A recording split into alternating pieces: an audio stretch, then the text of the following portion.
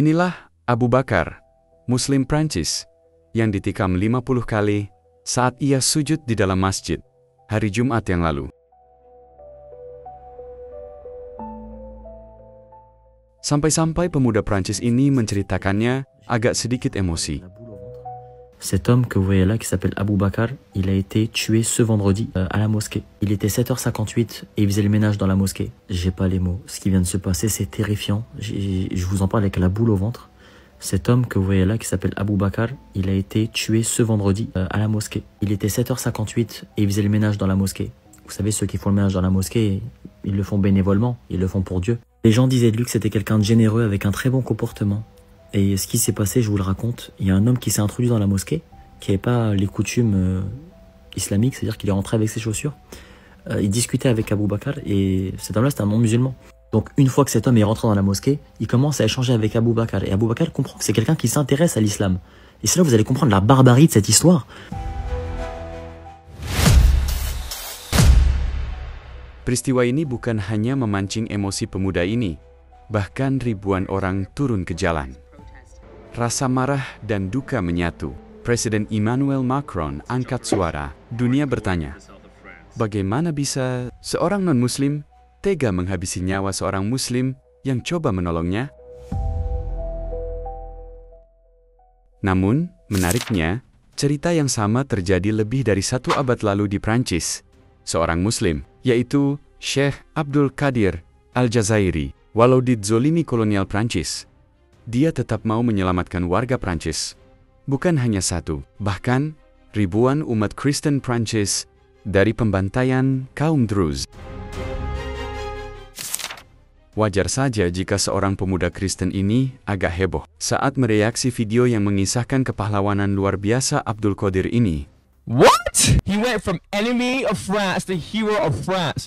I have never heard this from any historical figure at all. Like never. What the world? Awalnya, pemuda Kristen ini tak percaya ada kisah seorang Muslim yang rela mengorbankan dirinya untuk membela ribuan orang Kristen di masa lampau. Baginya, sejarah seringkali penuh luka dan ketegangan antar agama. Tapi saat ia menyimak kisah Abdul Qadir al-Jaza'iri, ia tak berhenti-henti takjub pada keindahan Islam. Abdul Qadir became somewhat of a local celebrity and almost like a legend in France. Everyone that was stationed as guards in the places where they were confined or interacted with him in any way only had good things to say about him and his character. One of these was named Doma, who was Abdul Qadir's keeper for a period of his imprisonment. The two would have long, deep discussions and actually became very close friends.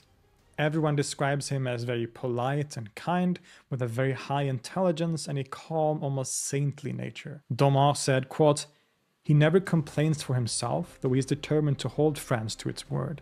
He forgives his enemies, even those who can still make him suffer, and he will not allow anyone to speak ill of them in his presence. Whether they are Muslims or Christians who are the subject of his complaints, he has forgiven them." Léon Roche, who is a figure we will meet again later, also said this about him, quote, "His physiognomy is fluid, and despite his famous self-control, his face reflects the emotions that are stirring within. When he prays, he is an ascetic. When he commands, he is a sovereign. When he talks of war, he is a soldier. When he talks with his friends about matters other than statecraft or religion, he is good-humored and open, with an inclination towards self-deprecation. When he talks of his father, it is never without tears in his beautiful eyes." He made several friends while he stayed in France and received a steady flow of visitors from around the country, people who had heard about him and wanted to meet this curious man. Former French soldiers and generals that had been his prisoners in Algeria or fought him often came to thank him for his humane treatment of them. One of them even begged to be allowed to follow the emir to Turkey to be his personal servant as a way of thanking him. That is insane, bro. What the hell? Bro, this guy has all of his stats into charisma, man. Everybody loves him. Semua orang Prancis membicarakan Abdul Qadir, orang yang penuh karismatik, tapi tinggal dalam sebuah penjara. Pemuda Kristen ini bahkan menyamakan Abdul Qadir dengan nabi-nabi dalam Bible. Yo, I'm actually speechless. After many years of imprisonment, their wishes came true. After a revolution, the new emperor Napoleon III came to power in 1848, and on the 16th of October 1852, he visited the emir at the Chateau d'Amboise, where he spent the last years, and told him that he was to be given his freedom. France was to uphold its side of the agreement made in 1847. Abdul Qadir and his family were ecstatic and relieved. Even the French guards and officers that had looked after the emir were emotional at this moment. What? No way! No freaking way! No way! Even the French guards! What? Yo! Nah. Yo. Best guy to ever walk the earth aside from Jesus. Like, debatably. Like, serious. Well.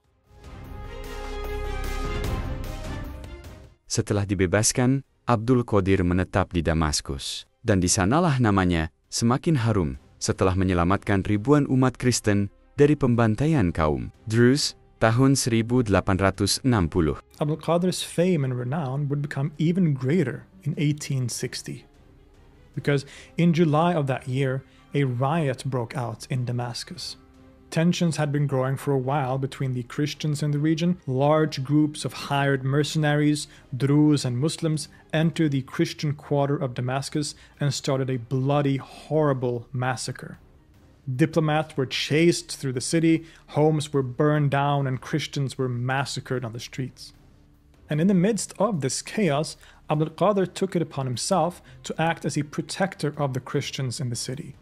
He rode out with his sons and associates into the heat of the riot, shouting that everyone should make their way to his house, where they would be sheltered.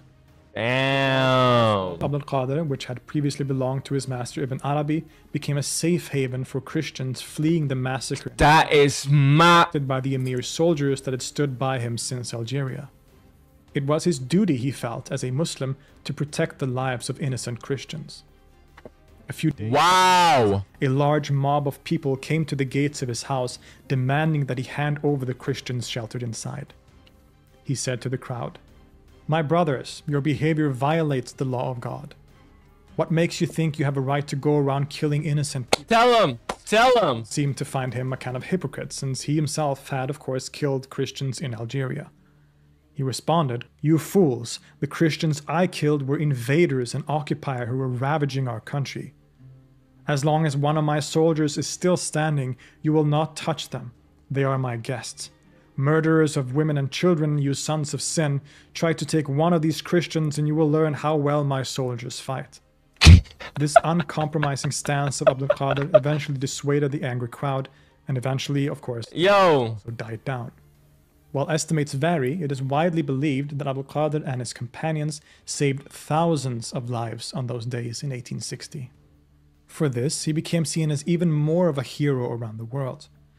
He was given several medals and sent gifts and letters of praise from various world leaders, from the Pope to Queen Victoria and even Abraham Lincoln, who sent the emir a gift of 2 Colt pistols. This is truly a remarkable story. Even Abraham Lincoln! Bruh!